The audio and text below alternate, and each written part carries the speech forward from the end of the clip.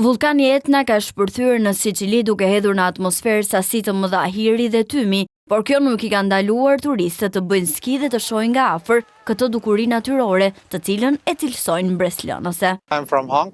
Unë jam nga Hong Kongu dhe pamja nga Etna është mahnitëse. Është një vulkan aktiv në këtë mod të mrekullueshëm dhe është shumë bukur. Departamenti i Mbrojtjes Civile arriti nivelin e alarmit për malin Etna nga jeshile në të verdh për shkak të përshkallëzimit të mundshëm të aktivitetit. Megjithatë, turistët nuk do ta humbisnin mundësinë për të parë nga afër rreth e hirit vulkanik ose për të shijuar një ditë alpinizmi me ski në mod të këndshëm.